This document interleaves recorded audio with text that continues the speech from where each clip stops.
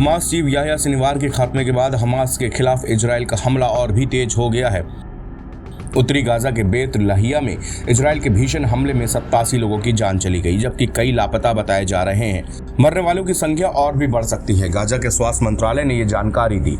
फिलिस्तीनी अफसरों ने कहा कि बेत लाहिया शहर पर शनिवार को रात भर और फिर रविवार को भी हमले जारी रहे। स्वास्थ्य अधिकारियों ने इस हमले में 40 लोगों के घायल होने की पुष्टि की है।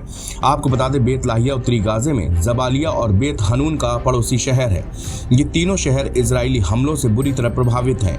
स्वास्थ्य अधिकारियों ने बताया कि मृतकों में 2 दंपति और उनके 4 बच्चे, एक महिला का बेटा, बहू और उनके 4 बच्चे शामिल हैं। शनिवार रात भर चले हमले में इजराइल ने कई घरों और एक बहुमंजिला रिहायशी इमारत को निशाना बनाया।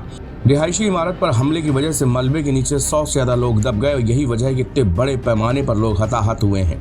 लाहिया में हमलों पर इजरायली सेना की ओर से तत्काल कोई टिप्पणी नहीं की गई। हालांकि इजरायली सेना की ओर से कहा गया कि उसने सेना ने गाजा में हवाई और जमीनी हमले दोनों जारी रखे हुए हैं। वह इन हमलों को तब तक जारी रखेगा जब तक कि वो हमास को पूरी तरह से खत्म नहीं कर देता। वहीं गाजा में राहत और बचाव काम में लगी एजेंसियों ने बताया कि इंटरनेट बंद होने और सड़कों पर फैले मलबे की वजह से लोगों तक मदद नहीं पहुंच पा रही है। यहां तक कि इजरायली सेना की घेराबंदी के चलते भोजन, पानी और दवा जैसी जरूरी चीजों भी आम लोगों तक नहीं पहुंच पा रही हैं, जिससे यहाँ पे मानवीय संकट और भी ज्यादा बढ़ गया है। गाजा के स्वास्थ्य मंत्रालय के मुताबिक बीते साल अक्टूबर में गाजा में शुरू हुए इजराइल के हमलों में 42,000 से ज्यादा लोगों की जान जा चुकी है और 1 लाख लोग अब भी घायल हैं। गाजा पट्टी में ज्यादातर इमारतें मलबे में तब्दील हो गई हैं।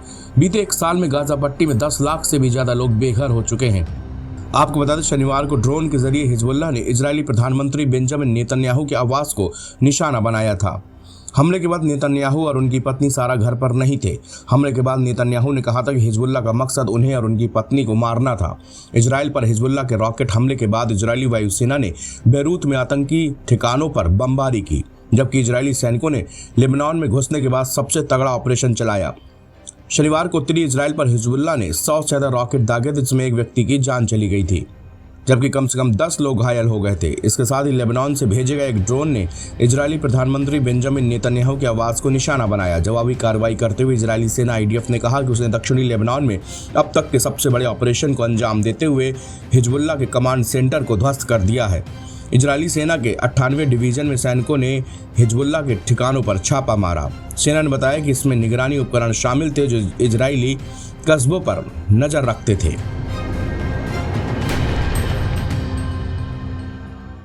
NBT ऑनलाइन की रिपोर्ट।